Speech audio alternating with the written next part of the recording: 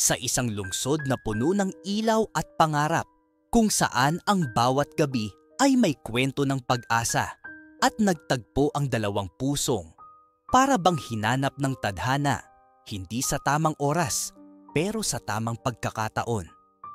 Ngayong Pride Month, hatid ng M2M Desires ang isang kwento ng pag-ibig, paghahanap at pagtanggap ng tunay na sarili.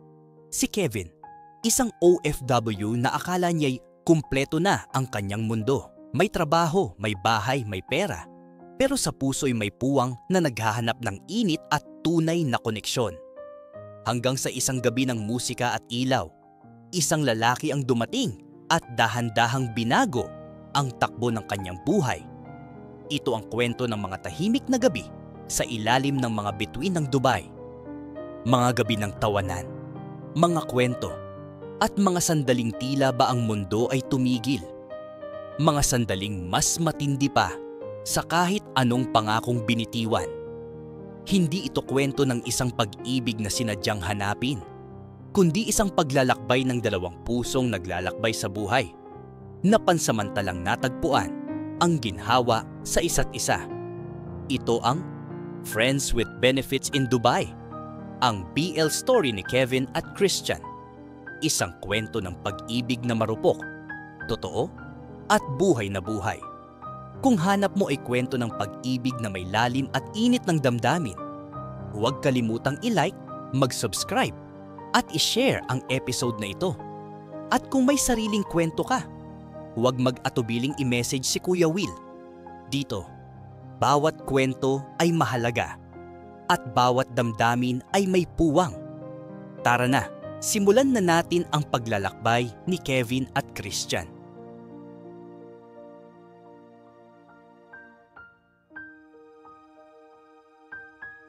Ako nga pala si Kevin, 31 taong gulang, civil engineer sa Dubai, 4 na taon ng OFW. Kasama ko sa flat ang 3 pang Pinoy, pero kahit may mga kasama, pakiramdam ko araw-araw akong nag-iisa. Alam mo, yung pakiramdam na may pera ka naman, may trabaho, pero parang wala ka pa rin. Ganun ang buhay ko dito. Routine, maayos pero walang saya. Parang disyerto, malawak, mainit at tahimik. Isang Sabado ng gabi, niyaya ako ng workmate kong si JR. Sabi niya, "Tol, samahan mo naman ako sa bar mamaya. May acoustic night daw tapos puro Pinoy food. Baka sakaling mabawasan lungkot mo." Napangiti ako. Kasi kahit halata niyang ayaw kong lumabas, pinilit pa rin niya. At sa totoo lang, gusto ko rin naman makaramdam ulit ng koneksyon. Sumama ako. Nagmetro kami mula Business Bay papuntang Union.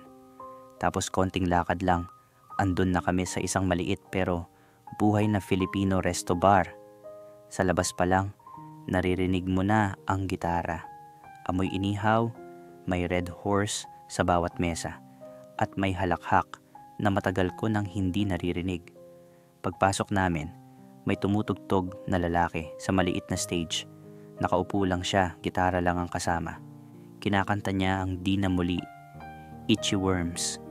Hindi siya yung tipong biritero o may pangmalakasang boses. Pero ang bawat linya niya, parang sinasabi niya sa'yo ng tahimik, "Alam ko ang lungkot mo."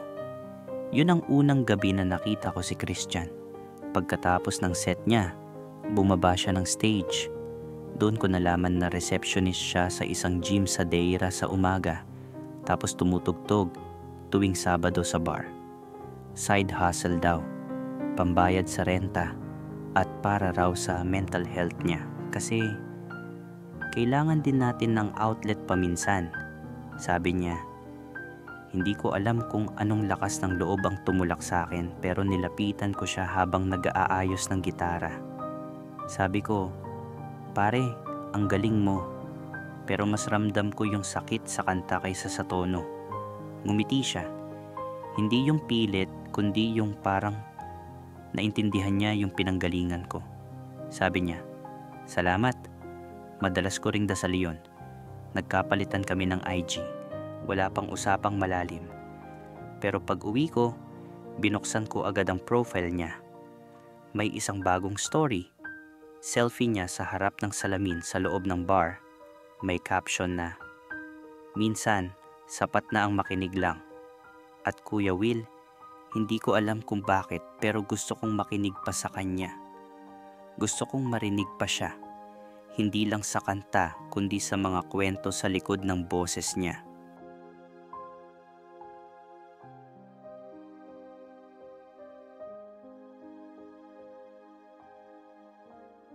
Isang linggo lang ang lumipas matapos ko siyang makita sa bar. Pero parang may naiba sa araw-araw kong galaw. Hindi ko man aminin agad pero inaabangan ko yung stories niya. Minsan picture ng gym, minsan food, minsan lyrics ng kanta, pero palaging may lungkot na hindi lantaran. Minsan, nag-reply ako sa story niya. Picture ng kape, caption niya, "Strong pero hindi matapang. Sakto lang para hindi ka sumuko." Sinagot ko ng, "Parang ikaw. Matapang humarap sa araw-araw pero may lamlam sa ngiti." Di ko inasahan pero nag-reply siya agad, "Haha, lalim nun ah. Coffee lang yan, Kevin." Sagot ko, "Ewan, may mga bagay lang na hindi na kailangan i-explain." At doon nagsimula ang mabagal na tuloy-tuloy naming pag-uusap. Mula sa simpleng reply-reply, naging kwentuhan. Minsan, pag uwi ko ng gabi, nagbe-voice message siya. Yung tipong pagod ang boses pero pilit pa ring masaya. Pinapakinggan ko yon habang nakahiga. At minsan, paulit-ulit. Pagkatapos ng ilang linggo, niyaya niya akong dumaan ulit sa bar. Wala akong gig ngayon, pero andun pa rin ako para suportahan yung tropa kong kakanta. "Libre mo na lang ako ng red iced tea," sabi niya sa chat. At oo, pumunta ako. Ginusto ko. Hindi dahil sa tugtugan, kundi dahil sa kanya. Dumating ako nang wala pang 8:00. Nasa loob na siya, naka-gray hoodie, nakasalamin, tahimik lang sa sulok. Kumaway siya nang makita ko. Kumaway ako pabalik. Pero may kaba. Di ko maintindihan. Hindi naman ito date, di ba? Naupo ako sa tabi niya. Panay ang tawa namin sa performer na mas marami pang punchline kaysa kanta. Tapos inabot ko sa kanya yung red iced tea na bitbit ko. Sabi niya, "Aba, may utang na ako sa'yo." Sabi ko, "Bayaran mo na lang sa kwento." At doon siya nagsimulang mag-open. Tungkol sa nanay niya sa Cavite na may maintenance. Sa kuya niyang iniwan ang pamilya sa Pinas para magtago sa ibang bansa. Tungkol sa first heartbreak niya. Isang lalaking manager sa gym na ayaw amining may gusto rin sa kanya. Tungkol sa kantang ayaw na niyang kantahin kasi masakit pa rin. Habang kinukwento niya lahat, iniisip ko, hindi ito yung tipikal na lalaking nagrereklamo sa mundo. Si Christian, tahimik siya pero buo. Sadyang pagod lang. At ako, nakikinig lang. Wala akong matinong advice. Pero alam kong kailangan niya lang ng kasama sa loob ng isang gabi. Pagka-uwi ko, nag-message siya. "Salamat ha. Hindi ko alam kung bakit pero parang ang gaan kapag ikaw kausap ko." At bago ako makatulog, tumingin ako sa kisame ng kwarto. At sa gitna ng puti at katahimikan, naisip ko, baka minsan, hindi lang talaga koneksyon ang hanap natin, kundi kanlungan. Hindi pa kami magkaibigan pero hindi na rin kami estranghero. At siguro, Kuya Will, dito na nagsimula ang kwentong hindi ko alam kung dapat ba akong sumugal o umatras habang maaga pa.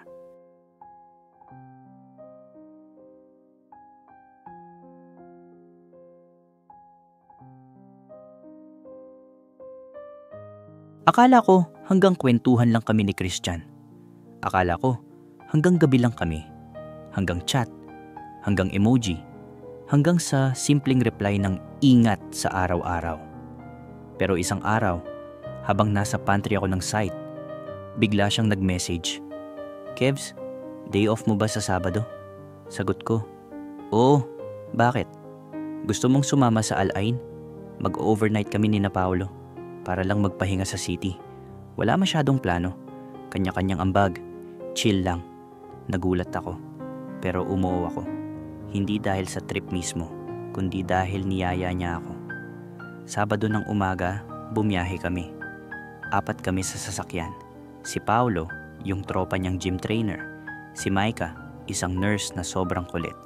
Si Christian, at ako. Gamit ni Paulo yung second-hand na SUV niya, walang tinted, kaya ramdam na ramdam ang init. Tahimik kami sa umpisa. Tugtugan lang ng OPM sa background.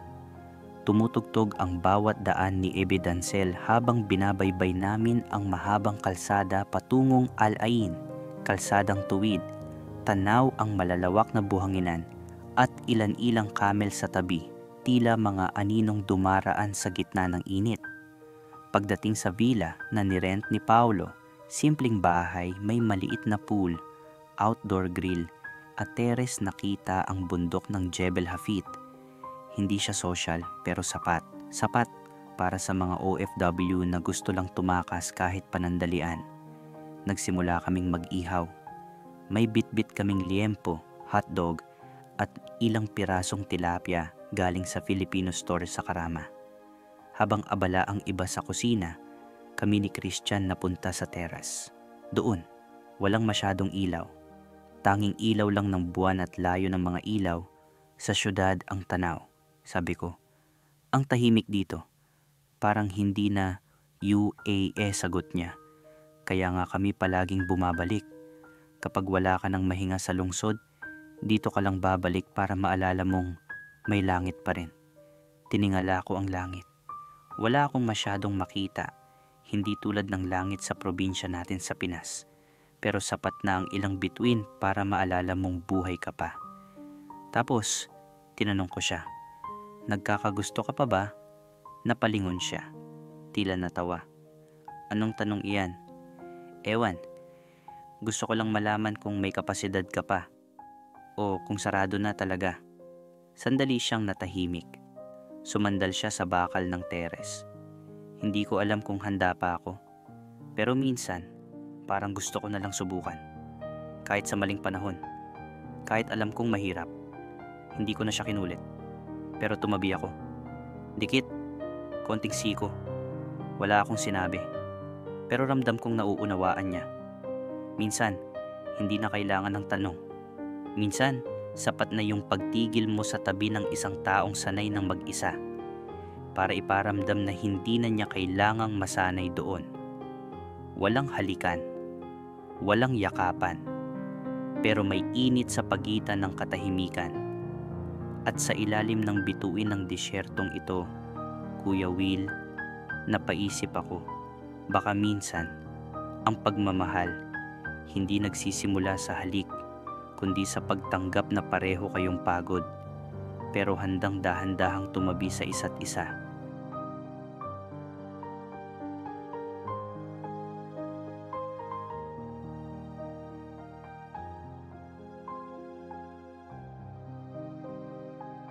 Kuya Will, pagbalik namin ng Dubai, bumalik din ang tahimik na pag-uusap namin ni Christian. Hindi na gaya ng dati na simpleng reply sa IG story o hirit sa group chat. Simula ng Al-Ain, parang may binuksan na pinto sa pagitan naming dalawa.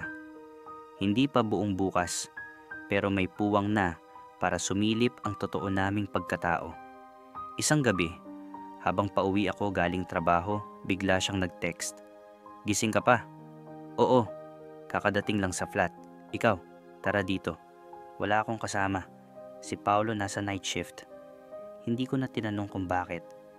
Kilala ko na ang tono ng mga ganong message. Alam ko na kung anong klaseng gabi ang inaalok niya. Pagdating ko sa flat nila, nakasando siya. Maikli ang shorts, bagong ligo, amoy sabon, at malamig ang ihip ng aircon. Pumasok ako at naghubad ng sapatos. Nagkatinginan lang kami, walang salita. Tila ba may tahimik kaming kasunduan. Umupo ako sa sofa. Siya naman, lumapit at umupo sa tabi ko. Okay ka ba? Tanong niya.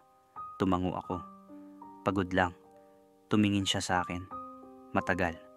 Parang sinusukat kung totoo ang sinabi ko. Hanggang sa dahan-dahan siyang lumapit. Una, Yung balikat niya humilig sa akin. Tapos yung palad niya, marahang humawak sa hita ko.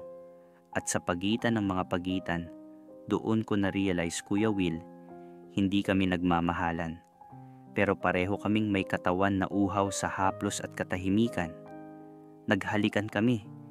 Hindi yung tipo ng halik na parang sa pelikula, kundi yung halik na pagod, mabagal, marahang hinahanap ang pamilyar na init. Hinubad niya ang suot kong t-shirt. Hinalikan niya ang leeg ko. At ako, tahimik lang. Walang pagmamadali, walang salita. Dinala niya ako sa kama. Marahan ang bawat galaw. Nagpaubaya ako. Nagpapasok ako. Kakaibang sarap ang aking naramdaman sa mga sandaling pinapasok niya ako. Para bang hindi ito simpleng tawag ng laman, kundi pagtakas sa lungkot na hindi mo pwedeng ikwento kahit kanino. Nang matapos kami, humiga ako sa gilid. Siya naman, tumagilid palayo, tahimik, walang I love you, walang dito ka na matulog, walang anong tayo. At sa katahimikang iyon, alam ko na ito ang linya ng tahanan naming dalawa. Hindi kami magkaibigan, hindi kami magkasintahan, pero pareho kaming may pangangailangan. At sa mundong tulad ng Dubai, minsan sapat na iyon para mabuhay ka kinabukasan. Hindi ko alam kung tama ito, Kuya Will. Pero sa gabing iyon, kahit wala kaming malinaw na usapan, naging tahanan ko si Christian. Kahit sandali lang.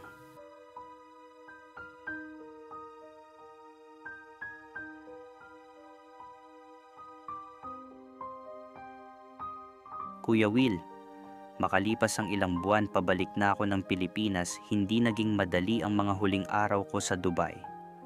Madaming dapat ayusin, mga dokumento, mga final na usapan sa trabaho, at syempre mga huling gabi kasama si Christian. Ngunit habang papalapit ang araw ng pag-uwi, mas lalong tumindi ang pagkalito ko. Hindi namin napag-usapan ng malinaw ni Christian tungkol sa kung ano kami. Pero sa puso ko, alam kong hindi na kami simpleng friends with benefits lang. Sa gabi bago ako umalis, nag-text siya. Kebs, hindi ko alam kung paano ito sasabihin. Sige, sabihin mo lang. Sagot ko, habang nakatitig sa bintana ng apartment. Naiiyak ako sa tuwing naaalala ang mga gabi natin. Yung mga halik, yung mga yakap. Parang gusto ko nang sabihin na hindi niya tinapos ang mensahe, pero ramdam ko na. Kinaumagahan, nagkita kami sa isang maliit na cafe sa Deira. Tahimik kami sa umpisa. Pero nang tumingin ako sa mga mata niya, naramdaman ko ang bigat ng hinihintay naming parehong sabihin. Christian, ang sabi ko, baka mahalin pa rin kita kahit hindi pa tayo handa. O baka naman natatakot lang tayong sabihin yon. Ngumiti siya ng malambing kahit may lungkot. Siguro pareho tayong takot, Kebs. Takot na masaktan, takot na hindi kayang panindigan ang nararamdaman. Hindi namin alam kung ano ang bukas. Basta alam naming kahit nasa malayo kami, hindi pa rin kami nakakalimutan. Pag-uwi ko sa Pilipinas, dala ko ang tanong na iyon sa puso. Pwede ba kaming maging totoo kahit malayo? Ang sagot, Kuya Will, hindi ko pa alam. Pero para sa ngayon, sapat na ang bawat sandaling pinagsaluhan namin sa ilalim ng mga bituin.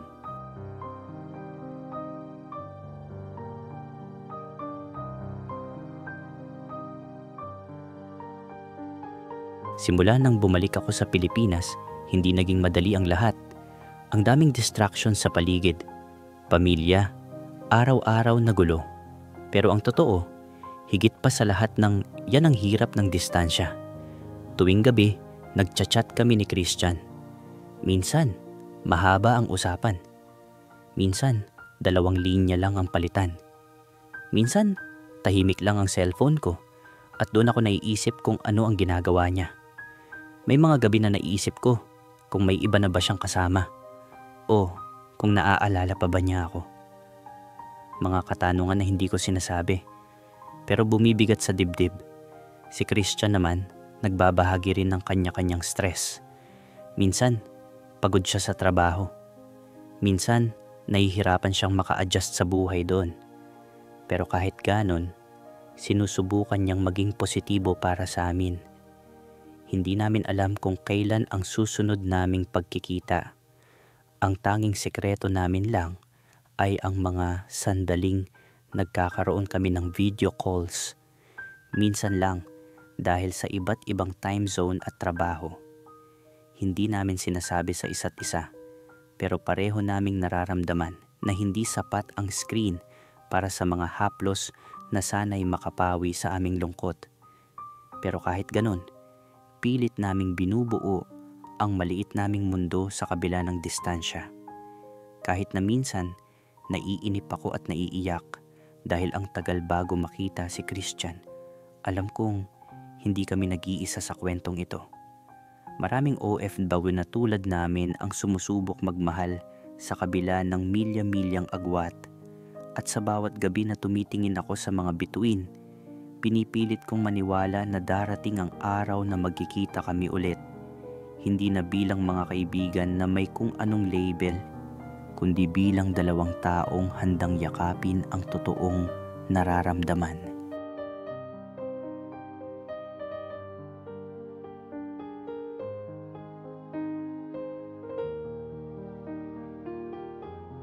Kuya Will, hindi ko inaasahan na darating ang araw na sa gitna ng distansya, mas lalo pa kaming magiging malapit ni Christian. Hindi lang sa chat, kundi sa mga maliliit na paraan na parang sinasabi ng puso namin sa isa't isa. Narito ako. Isang araw, habang nag-video call kami, napansin ko ang pagbabago sa mga mata niya. Hindi na yung dati, na parang nakikisabay lang sa usapan. Ang tingin niya ay may lalim na, may kirot na ipapasa sa bawat salitang binibigkas. Kevin, sabi niya, alam kong hindi madali para sa atin ang ganito. Pero gusto kong subukan.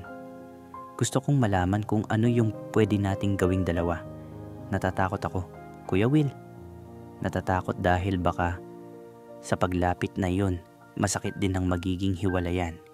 Pero sa kabila ng lahat, ramdam ko rin na gusto ko siyang makilala ng mas mabuti. Hindi lang bilang ka-friends with benefits, kundi bilang tao na may puso at pangarap.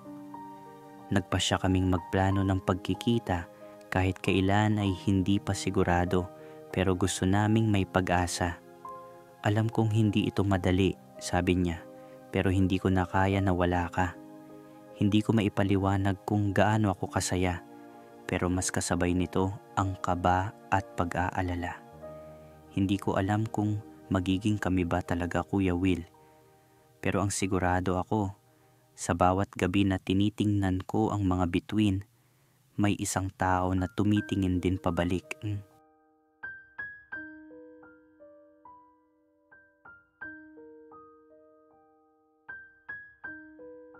Kuya Will, may mga gabi na kapag nag-uusap kami ni Christian sa video call, ramdam ko na sobrang lapit na namin sa isa't isa. Hindi lang sa usapan, kundi sa damdamin. Minsan, hindi namin kailangan ng mga salita para maintindihan kung ano ang gusto naming gawin. Isang gabi, nang wala nang ibang maiisip si Christian, nag-text siya ng simpleng, "Gusto mo ba pumunta dito? Miss na kita." Hindi na ako nagdalawang isip. Bumili ako ng tiket at sumakay ng eroplano papuntang Dubai. Pagdating ko, naghahanda siya sa maliit niyang kwarto. Walang paligoy-ligoy, diretso siya sa akin. Hindi na namin kailangan ng paliwanag. Alam namin ang bawat hangarin ng katawan ng isa't isa. Marahang hinawakan niya ang mukha ko. Tumingin ng matagal sa mga mata ko. At unti-unting bumagsak ang mga hadlang na itinayo namin para protektahan ang sarili. Naghalikan kami, hindi ang mabilis o magulong klase, kundi ang halik na punong-puno ng pangungulila.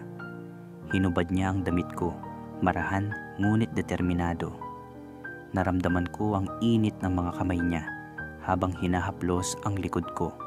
Ang mga daliri niyang tila nagsusulat ng kwento sa balat ko. Hindi kami nagmadali.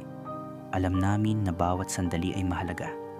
Nang kami magtagpo sa kama, ramdam ko ang pagiging totoo ng bawat haplos, bawat halik, bawat hininga, bawat pag-ibabaw ko, bawat pagpasok niya sa akin kaloob-looban. Ramdam ko na hindi ito para sa mga pangako o para sa malalaking salita. Ito ay para sa kasalukuyan, para sa mga sandaling kami lang, magkahawak kamay, sa ilalim ng mga bituin na palaging saksi sa kwento namin. Pagkatapos, nagyakapan kami ng mahigpit, na parang sa yakap na iyon namin nakukuha ang lakas para harapin ang mga susunod na araw. Hindi ko pa rin alam kung ano ang bukas para sa amin, Kuya Will. Pero sa mga gabing tulad nito, sapat na nararamdaman namin ang tunay na koneksyon, kahit na panandalian lang.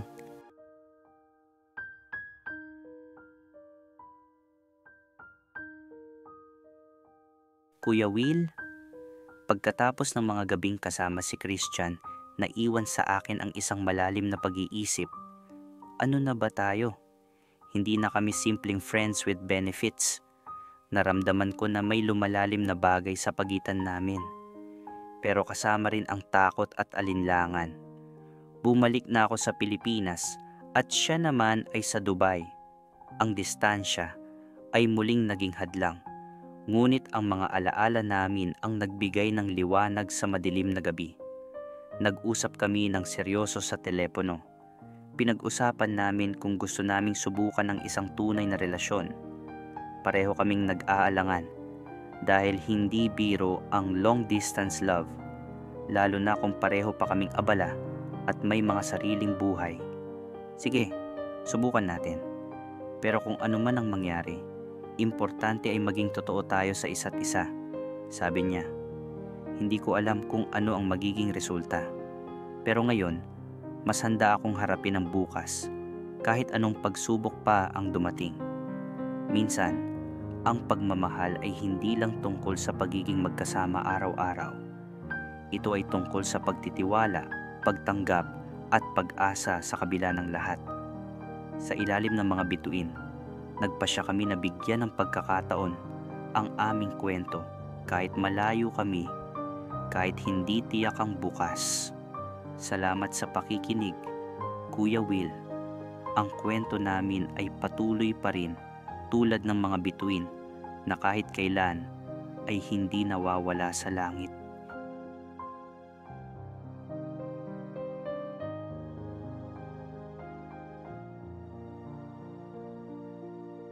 At dito nagtatapos ang kwento ni Kevin at Christian. Isang kwento ng paglalakbay, pagkilala, at pagtanggap sa gitna ng disyertong Dubai na puno ng bituin, lungkot, at pag-asa. Hindi ito kwento ng malinis na pagtatapos o tiyak na simula. Ito ay kwento ng dalawang pusong nagtagpo sa tamang sandali kahit hindi sa tamang panahon. Nagbigay lakas sa isa't isa para tumuloy kahit papuno ng alinlangan. Sana'y may natutunan tayo mula sa kanilang mga gabi, na minsan sapat na ang isang tao na handang makinig, na walang pangakong kailangang tuparin, kundi ang simpleng pag-unawa, na sa kabila ng malalaking syudad, malalawak na disyerto, at malalamig na gabi, ang init ng pagkakaibigan at pagtanggap ay laging nandyan. Kung may kwento ka man na nais mong ibahagi o kung gusto mong pag-usapan ang mga ganitong karanasan, nandito lang si Kuya Will, handang makinig, hindi manghusga, at magbigay boses sa mga kwentong minsan ay hindi nasasabi. Salamat sa pagtangkilik sa M2M Desires ngayong Pride Month. Hanggang sa muli nating pagkikita, huwag kalimutang mahalin ang sarili at tanggapin ang bawat yugto ng ating paglalakbay. Hanggang dito na lang, mga kaibigan.